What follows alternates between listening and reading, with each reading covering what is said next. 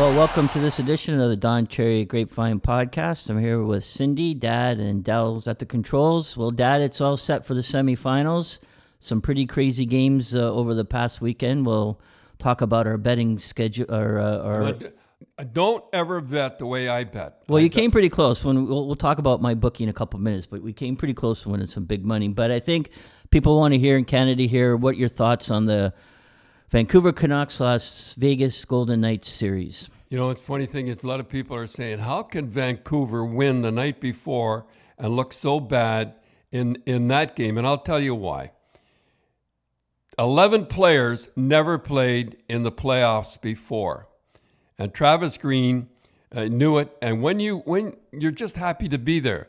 I mean, I never in my life saw a seventh game. In the seventh game, and during the third period, they only had 8 shots on net. 8 shots on net. And, you know, they were just happy to be there. And I experienced that when I was with the Boston Bruins in my second year. I think it was my second year. I forget what year it was. We back and forth. And we were against Montreal. And we lost 4 straight. We lost in Boston Garden. I'll never forget how we lost. Al Sims, one of our defensemen, was freezing the puck up against the boards. And all of a sudden, he kicked the puck, and he kicked it to Guy Lafleur. Guy Lafleur got the puck, put it out in front, and I think Lemaire scored.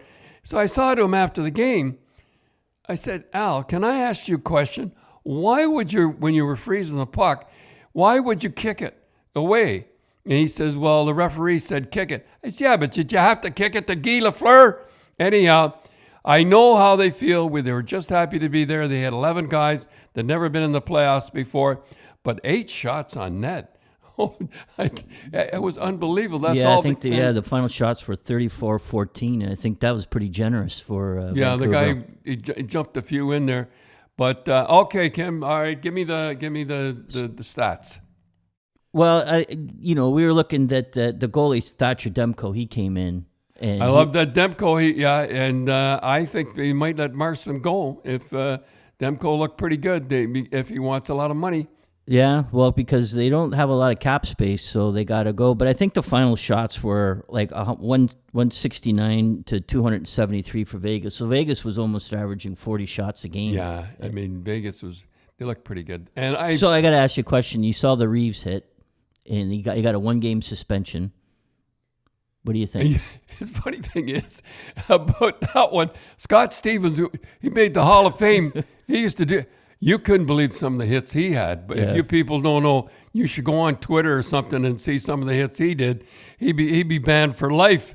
And he made the Hall of Fame. Boy, he could really hit. Scott Stevens was a defenseman. He could hit. No, I was a bit late. He had to give. I mean, the guy's laying there, and but I mean, I just think he's reaching. And he didn't. He's so big, Reeves. But I guess you had to give him 5 in a game because I guess he's done it before or whatever. But he's a. But you.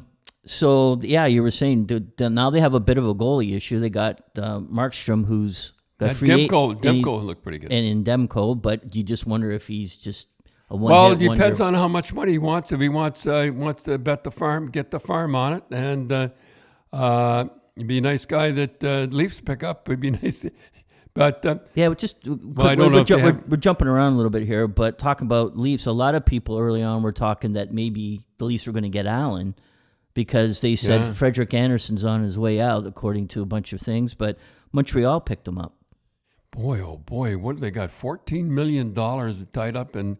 But, if you have a backup goalie, you got to have a backup goalie. Now, I think Price played close to 60 games, too many, and I'm not saying he was tired in the playoffs, but, boy, if you could cut that down to about 50, 45 games. I always like my guys, the number one guy to play about 45 games. Yeah, looking back, I don't think Cheevers or Gilbert ever played over 45 games. No, and 45 games, and then they get in the playoffs, and you kind of get your goalies ready for the playoffs. If you don't have them, all you have to do is take a look at the NHL this year. By the way, can I say something? I think that this year, I think it's going to be easier to win the Stanley Cup being in, what are they, in the hotels? They walk over to the games. Yeah. No, wait, Tim, I kind of forget what we did with L.A. What was that? The one year was the first 2 games were in Boston. Then you flew to L.A. Played 2 games. The other side of the world. So that was, and then, so it's like, 3 time zones. Then you flew back to Boston, and then Butch Goring won. Butch Goring, I'll never forget. Butch Goring was standing about just inside the blue line, and they wired the puck and hit his skate, and it looked like anyhow, went in. It's the only time I've seen other players pick up a guy off the ice. So so that was Game 5. Yeah. So you went all the way back to LA to play Game 6, and that was, we've talked about that, where Stan Jonathan scored with less than around a minute to go, and I almost fainted. And Greg Shepard got the winner. Sometime we'll talk about that game. That was a great game. I'll never forget that game. So then you had to fly all the way back to Boston. It was just a day in Boston, just to pack and unpack, and then you flew to Philly and played Philly that night. And Philly was good. Philly was the Broad Street Bullies, and they'd won the Stanley Cup, and they were a tough group. And we had one day to change. And then you won the first game in overtime and the second game in double overtime. Yeah, I don't know how we did it, but anyhow, we did it. So I think it was like 19,000 miles you guys traveled in the first. I guess that was the first round. Well, anyhow, what I was saying was these guys just walk out at the hotel and they're there, and that's why a lot of teams come back 3-1, because they didn't have their team. They didn't have the crowd screaming and hollering and everything for them. And I think about 3 teams come back from a 3-1 deficit. Never happened before. Yeah, they to force Game 7. So can I ask you, do you think that the crowd plays important? Yeah, really, eh? Oh, when you go into Philly and that guy would have that sign at the back, and Cheevers had let in a goal, and the guy Sev, you have a great big. I don't know how he'd get, and then and Cheevers used to look around and look at the guy. I don't know. Every time they scored, the whole team would look to see what. Yeah, what was his next crowd coming up? So the players actually do pay attention to the signs and the screaming and. Well, all you have to do is take Montreal. I mean, the crowd, the referee. You were down 1-0 before it gets started in Montreal because of the crowd, and they knew what was going on. They're a tough crowd too. But they would get down on the players too. If their power play didn't, but it was still a great crowd. Yeah. Well, they put pressure on the refs too. Every time you touched a Montreal Canadian, it was like we shot them. Well, I won't go into it again about Rattel getting the penalty on Rattel, Lady Bingwinger, high sticking. I'm not getting onto that again. Remember that 7th game? Remember that? You remember that? Well, we talked about that. I know, but you standing on the bench on the coach's corner wasn't the too many men penalty. It was the penalty on Rattel for slash. Yeah, which I don't think he ever slashed him. He got him for high sticking. High sticking. And he come over to the bench. He says, he got me for high sticking. He's running at me. And I just tried to get out of the way, and he got me. It was Bob Myers. I think he's dead now. Yeah. I think he died. Well, we just want to mention our sponsor, MyBookie.ag. So don't bet like I bet. Well, you came very close. We'll talk about the Dallas and Avalanche, and Dallas was down, or Colorado was down 3-1, and we put money on Colorado to win, and I think you got like $750 to 1, and one step, and you were one goal away. So that was thing, but that was you would have made a lot of money there. So now we're coming down to the semifinals, and if you think you know who's going to win, step up to the plate, put some money. So join today, and MyBookie will match your first deposit dollar for dollar up to $1,000. Just use the promo code Grapevine, and we were doing pretty good there, Dad. Colorado was winning some games, and Vancouver was winning some Boston games. Come back, and Boston came back. Boston, I think Boston, they won. No, but I mean, I'd like to say something about Boston.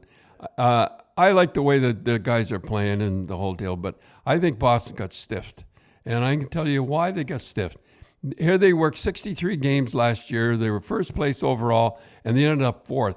They just didn't seem to have it this year, and then Rass took the pipe on them, and Hawerchuk was good. Don't get me wrong. I'm not blaming him.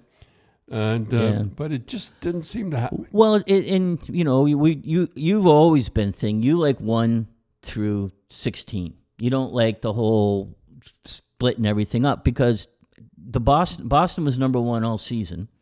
They should have been. And Tampa was they were third all season. Yeah. So you had the number 1 team and the number 3 team played in the second round of the playoffs. Didn't make any sense. Right, and then you have other teams who are below have fewer points than those 2 teams, and they're playing against each other. I know they had them play, but you could see the guys were going through the motions. They didn't care, and Boston ended up. I still say 63 games. They should have ended up first, but anyhow, and you know what? They didn't complain or anything like that, but I don't like it. It was funny though watching it wasn't funny because we were rooting for Boston, but the last game, how you were always about for the Bruins, cover the points, and all 3 goals went on Hawerchuk from the point. Yeah, and Hedman got that goal, the winning goal in overtime. He walked it, he faked. He had the guy kind of, if he was going to block it, and he let it go, and it just bounced in, and. You know, Hegman, they talk about him. He's another Lidstrom and all that there. Boy, he looked pretty good, I'll tell you. Hey, pretty. You're going to have a little rest. So, all right, go ask me. So one more there were that people are they're talking about, you know, it looks like Torrey Krug's going to be going. But what about Chara? Would you bring him back? Oh, Chara, absolutely. The big thing, what people say is, here's what they say. They like McAvoy to be more like Bobby Orr. Like, you know, well, nobody's like Bobby Orr, but be like Bobby Orr, grab the puck and go. That he says, people think that McAvoy, their defenseman, is staying back protecting Chara.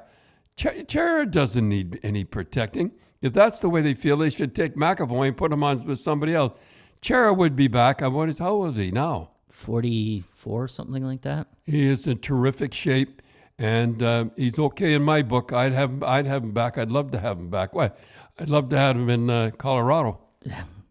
So then we'll talk about the one thing, the one that we almost picked, Dallas and the Avalanche.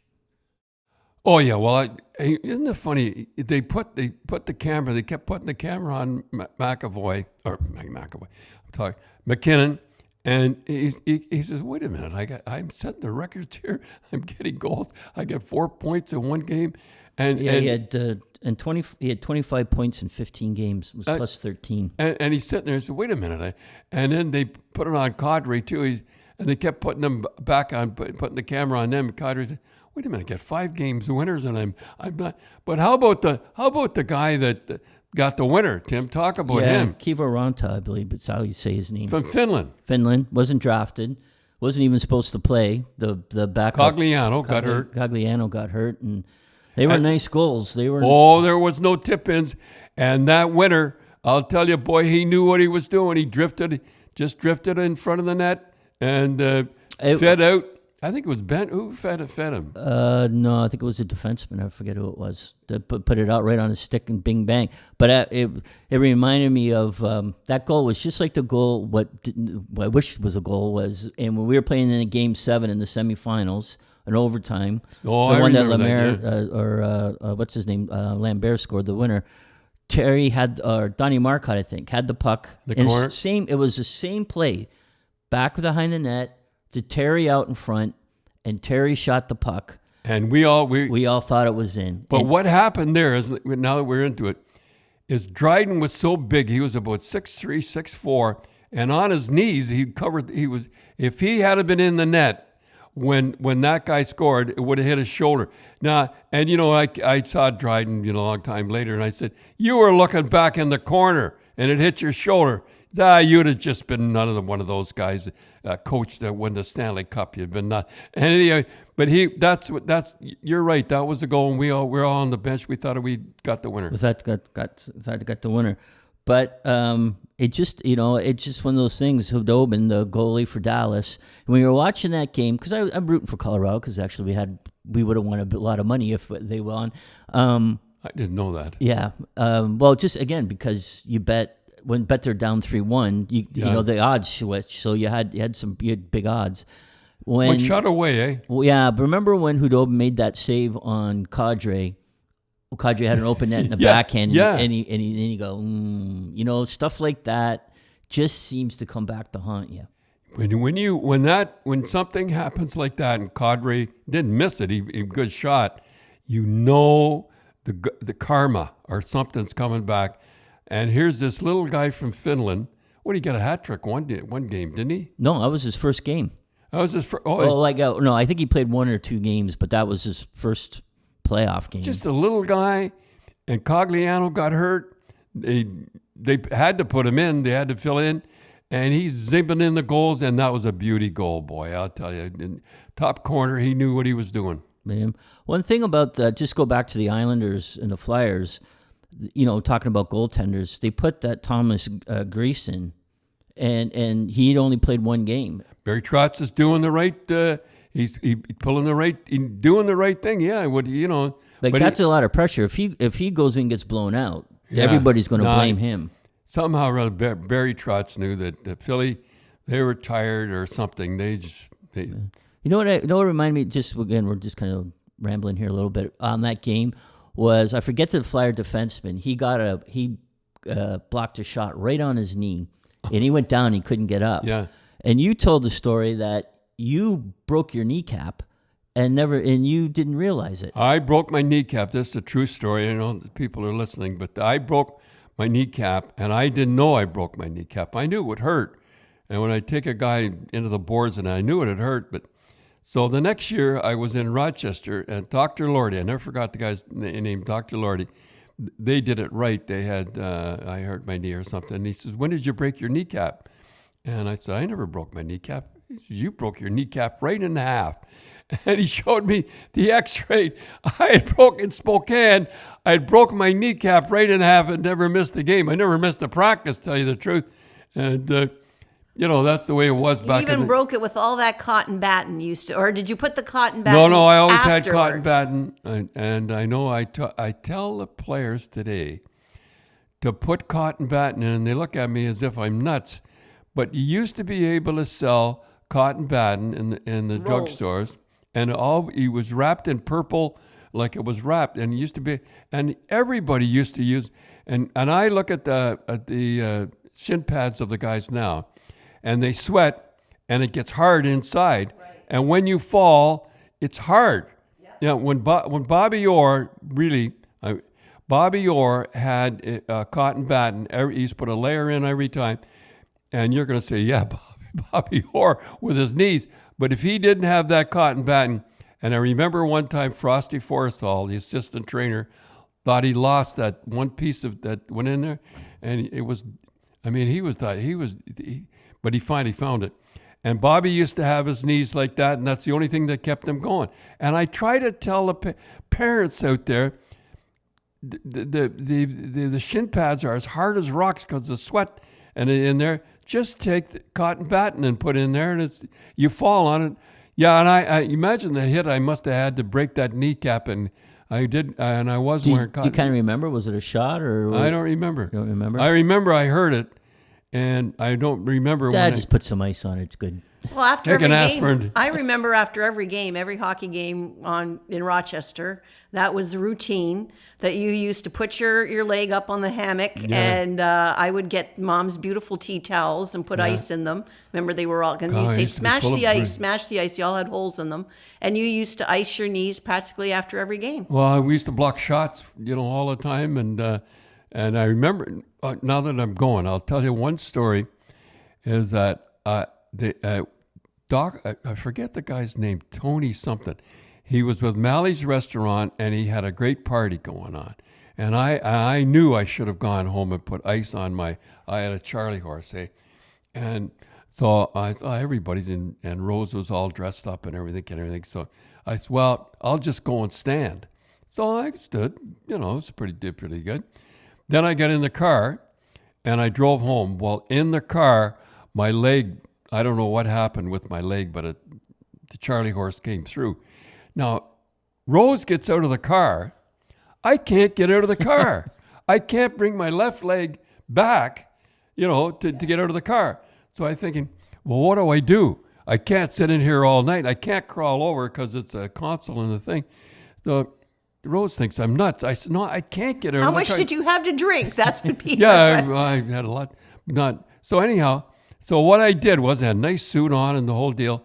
I fell out of the car, like, on my hands and knees, or my hands, and I fell out, and I crawled out of the car like that on the Can you imagine what the neighbors would think? Yeah, if they ever looked guy out again. and saw that. He's falling drunk out of the car. He's crawling home. Yeah, but what happened was, if I had gone home and put ice on it, I'd have been okay the next day. Now I had a bad Charlie horse. It's stupid, but Did you have to practice the next day? Oh, I couldn't practice. I couldn't walk. No. But if I had gone home, like I usually did, I put ice on it, I'd have been okay. Someone was teaching you a lesson. I never did it again, I'll tell you like that. So, okay, Dad, so you got Tampa on the Islanders. You're picking... Tampa. I picked Tampa to win the Cup. Yeah, and then Dallas and Vegas. Oh, I'm picking Vegas. Vegas? Yeah, right. I'm picking Vegas on that one. I think I'm making prediction in the finals, it'll be Vegas and Tampa. And I don't know about that one. The way Vegas looks like they could. Some teams they look good, and then they weren't as interested in that one game. Yeah, but again, and you wonder about the whole goaltending. Like if Leonard ever falters, they put Fleury in, and I wonder if he's that good. Fleury becomes the hero, and then he with the whole. I like what Cooper said. He's got Coach Cooper for Tampa. He's got a team that could really score. Stamkos might be back for the finals too.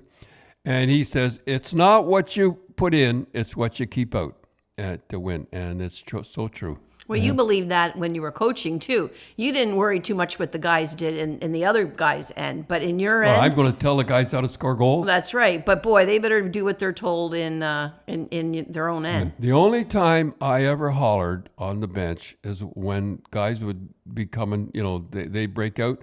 I'd holler, back, back, back. And I told the guys one day, I never congratulate you guys when you score. But I noticed everybody that's lazy coming back, and nobody was ever lazy coming back. They didn't back check. Look out! Look, poor Ricky Middleton. He found that out pretty fast. Yeah, when I had the thing, and Harry said, "Do you know this guy?" And I know he told. And I said, "Well, Harry, I'll tell you one thing. He can sure go that way, but he don't know about coming back." Yeah, but he learned Ricky Middleton, and Ricky Middleton at the end. If the score was 3-2 for us and it was face-off and I'd have Ricky Middleton on the ice. That's how good he became. And, boy, he could put the puck in the net. And he's not in the Hall of Fame. No. I mean, 499 goals. Well, he made his name on your team, he was on Cherry's team. So. Well, I don't know. This guy got close to 500 goals, and he's not in the Hall of Fame. Yeah, and he still has a record for the most points in a 7-game series. Something like ridiculous, like 20-some. And he won the Lady Bing and the whole deal. Well, we don't get into the Hall of Fame thing again. So let's talk a little bit, Dad, about... And okay, Cindy, I'm picking Tampa and Vegas. Okay, so I will bet every game, Tampa and Vegas. I will see if they're giving... Don't bet the farm on it, though. No, I just bet them. But I'll bet straight up. I'm not going to... The line, I'm not going to bet give or take. It's a goal and a half. That Vegas team... It really, when they want to play and they're mean and they can hit one game they had 72 hits.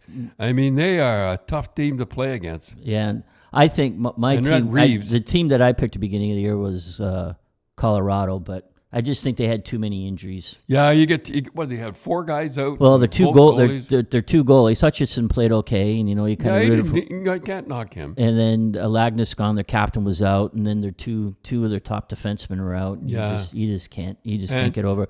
But let's talk about something that you and Cindy like. The Kentucky Derby. You're a big horse. Oh, I'm not. Cindy You're not, but you follow it. And Cindy, you used to work at what place? Rockingham Raceways, also known as, if you remember the movie The Sting, that's what they said. And back at Rockingham Raceways, it was in New Hampshire. Let me just say, yesterday I watched the Authentic beat Tiz the Law, the Kentucky Derby.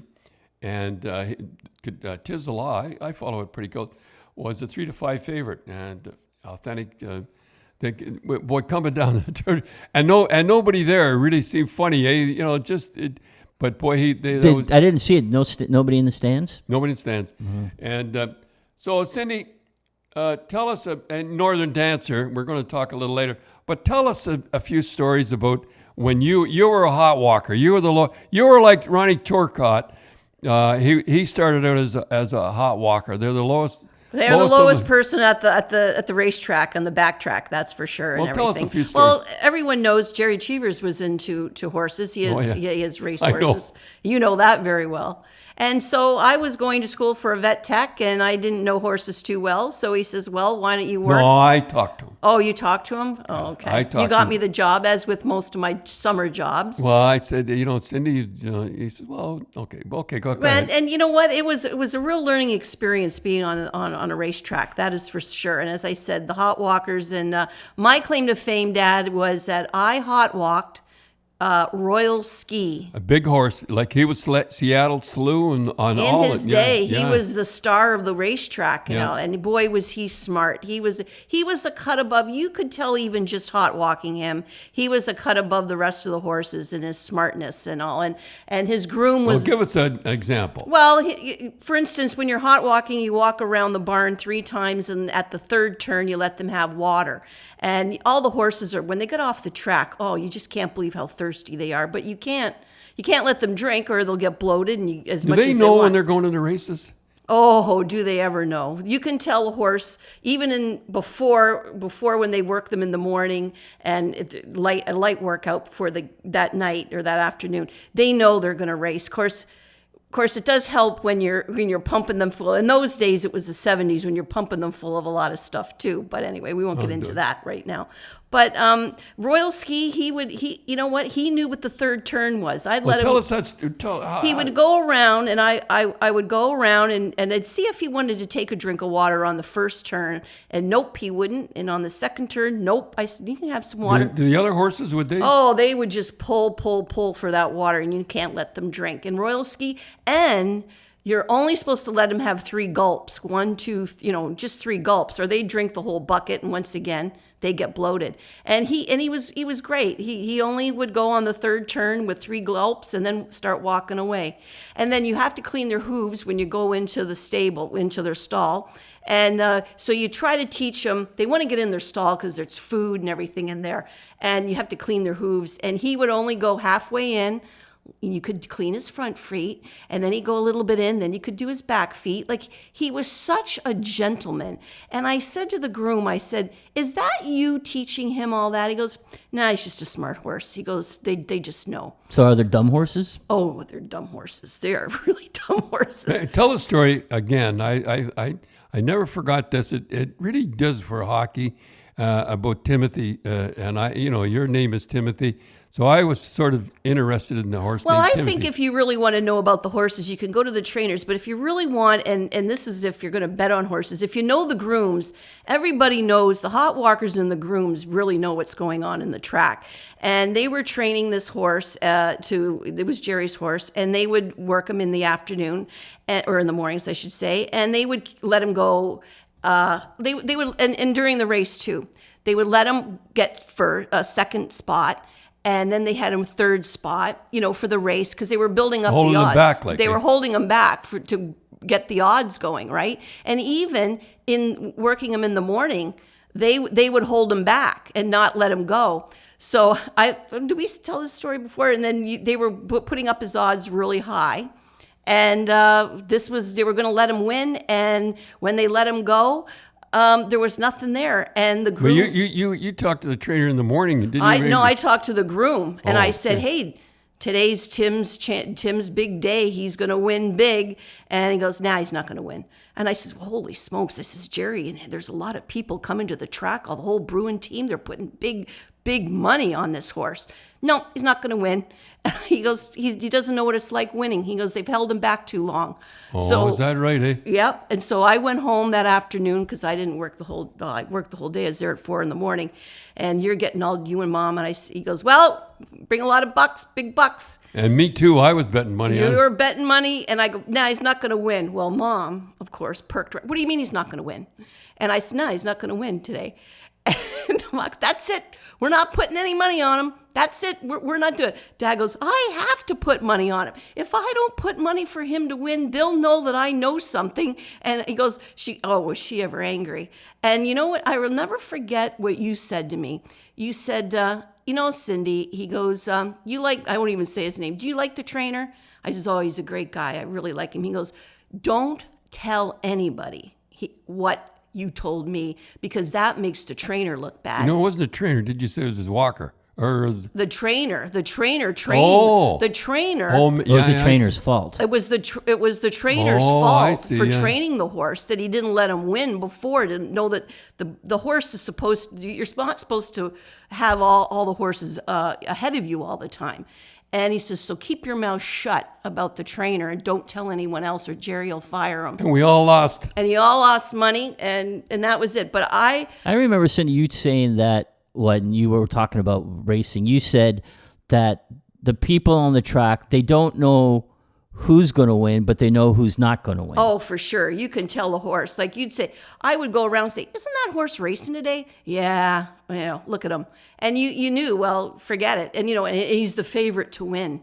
And you just know. But I also, this is what I did, and I went around with the veterinarian in the afternoon. I worked as a hot walker in the morning, and then in the afternoon, I worked with the veterinarian and the farrier.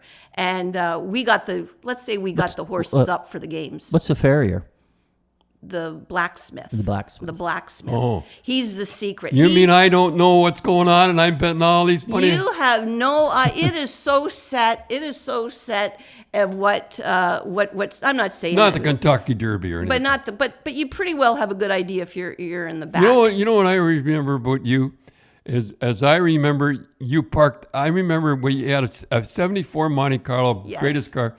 And I gave it to you. And tell that story. When you get home, it was they start the track early at 5 o'clock to start working the horses in the morning. So I get there, I'm all excited. It's my first day, and there's acres and acres and acres of field for you to park. So of course it's dark. I park my car in the middle of a field, and I have to walk about a half a mile to the barns.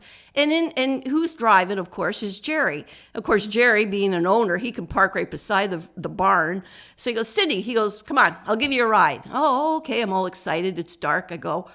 I come out because I'm going home at 2 o'clock in the afternoon, and there are thousands, probably like 20,000 cars.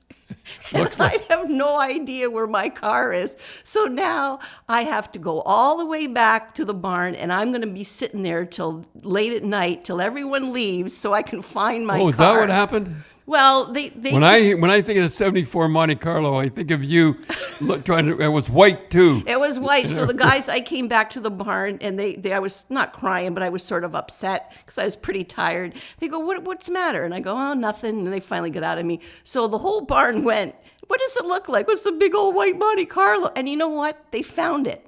And I left, and I couldn't believe it. So ever since then, I parked in the same spot, and I knew where it was. But it was a lot of fun. I learned. I had Royal Ski, and so you knew Royal Ski, and that was a big, like we said earlier. It was 3 horses: Seattle Slew, and Royal Ski, and I forget the other horse. They're up for Horse of the Year. Yeah, well, as I said, I do a blog on Don Cherry's Pet Rescue Foundation, and I have 2 or 3 or 4 good stories about my racetrack experiences and going with the vet and the farrier. And I'll never forget they had. Why don't you call him a blacksmith? Farrier. Well, that's the farrier. That's what they call them. The blacksmith then. Okay. Yeah.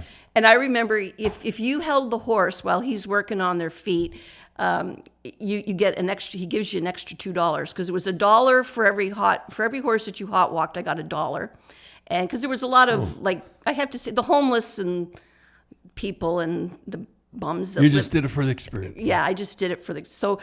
Remember, there was the ball at the end of the racing season, and we all went, and the blacksmith was there because he's pretty high up there, because he's very, and he looks at me and I go, I bet you never thought you'd see a hot walker at your gala, did you? Well, he started to laugh. Goes, well, on our Grapevine shows, we had 2 of the best Canadian jockeys. We had Sandy Hawley, which I think most people, know for sure. And maybe even, that maybe some people don't remember, but Ronnie Turcotte. Turcotte he was in 3,000 races. I remember this. We had him on the Grapevine show. And on the Grapevine show, Don Cherry's Grapevine show. And the only time I've ever been shocked, I guess the word is shocked. Well, tell him the horses. Tell the horses that he raced. Oh, he won the Kentucky Derby. He also Triple Crown. He won the Triple Crown, the Belmont, and the Preakness, and he won them all. And But tell the horse that he rode. Oh, and he also rode Secretariat, the greatest horse of all time. So Secretariat. That's like Bobby Orr, right? Yeah, he's the Bobby Orr of the horse world. He's the Babe Ruth of horses. Well, no, there was never a horse like him. Right. Well, anyhow, so we're all set. Absolutely, he's going to say Secretariat is the greatest horse. Because you asked him who. Well, yeah. So what we did was we got the questions, and then we said, okay, so ask Ronnie Turcotte how the greatest horse. And then we'll start talking about Secretariat after. Yeah. Kind of segue, as they say, into it. So So anyhow, I said, "Who's your favorite horse?" And I'm all set with. He said, "Riva Ridge." And I said, "Who?" He said, "Riva Ridge." And he says, "I won the Kentucky Derby with him." And like I'm befuddled. I almost said, "Hold it, let's start again" or something. I didn't know. I had nothing on Riva Ridge, so. Tim, you asked him after, eh? Well, no, it was on the Grapevine show, and you said Riva Ridge. You said over Secretariat. I thought you would have said Secretariat because everybody, we're all kind of confused, right? Like there was kind of a, and he said, I liked Riva Ridge because I had to ride him. Right, like he says, you had to ride him and get a game plan. He says, Secretariat, I just hung on. And that's the thing with the horses. You know what I mean? They know, the smart horses like that. They know what they're supposed to do, and they take off. Well, Secretariat, we must talk about him someday. But he lives in Grand Falls now. Ronnie not Secretariat, Ronnie Turcotte. He lives in Grand Falls, and.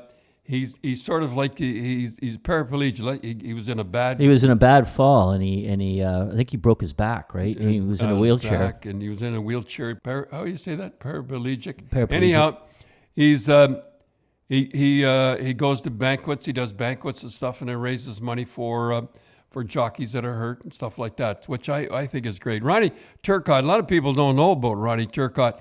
He's Canadian too, right? Yeah. Yep. Won the Kentucky Derby. He won the Preakness and he won the Belmont. And a lot of people don't know him, and he won a lot of honors and stuff like that. So I just want to bring in Ronnie Turcotte, and you're racing Cindy and Eura, and he started off as a hot walker too. Is that right? Well, you look at those jockeys. I mean, they really are athletes. Boy. They said there's been lists on what makes a good athlete, and they say jockeys are right up there for how good a shape they're in, and the whole deal. But you got to admire them. And you see them coming up when you work on the track, too. You see them because they ride in the the guys that are training. Cocky little guys, eh? Yeah, they're and who are training to be jockeys, right? So there's like a pecking order. And I learned a lot working at the track about life, and knowing where your position is. Well, I didn't know what was going on. I was coaching the Boston Bruins. I just knew you were over there. Well, you're like 99% of the people going in there. You just enjoy watching the horses run around and bet a lot of money, and that's what the game plan is. I'll tell you one more story. We have to end on this one story about racing, and it has to do with hockey. Royal Ski was Cheever's getting ready. We had an afternoon game, and Cheever's getting ready for the game, and he was going to and Royal Ski won. So he's looking at me. And I nod. Yeah, he won. So he won the game. And so Harry said, "Did you tell him he won?" Yeah, he won. So now the next game. The very same thing. Royal Ski is, and he looked at me as soon as I came in the room. He didn't care about the game. All he thought it was Royal Ski. And I nodded, yeah, he won again. And then Jerry won. And he won. Jerry won again. So 2 and for Harry 2. Did you? Oh, good. You told him. So now he can tell by my face. With the third race, he can tell by my face that he didn't win, and he lost the game. We lost the game. He didn't lose it. We lost the game. So Harry said, "Well, did you tell him?" I said, "Well, he could tell by my face he didn't win." "Oh, that's why we lost."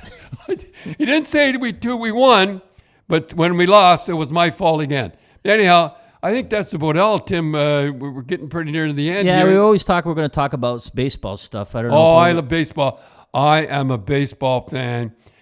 Next week, or whatever it is, we'll talk about baseball because I love the Blue Jays, and I like the way they're playing this year. And you know what I like, too? I like when Buck Martinez, it was funny, I watched the game, and he halfway through the story, he was telling a story, Buck Martinez, and something went on in the, a big hit or something like that. And I don't care about the hit. I want him to finish the story. Anyhow, they do a great job. Go ahead, Tim. Okay, so we'll talk about baseball next week, and then we'll talk about what you like about baseball, some of the unwritten I love it. rules that survive survive the new changing world, I guess. So again, we just like to thank MyBookie.ag. Join today, and MyBookie will match your first deposit dollar up to $1,000, and you just enter promo code Grapevine. And just for the stance, you're taking Tampa over the Islanders, and you're taking Vegas over Dallas. Yes, I am, and they'll be in the finals. And then when we get there, I'll have to see about injuries and stuff like that when they get in the finals. But I am betting that Vegas and Tampa will be in the finals. Okay. Thanks, everybody, for listening, and we'll talk to you next week.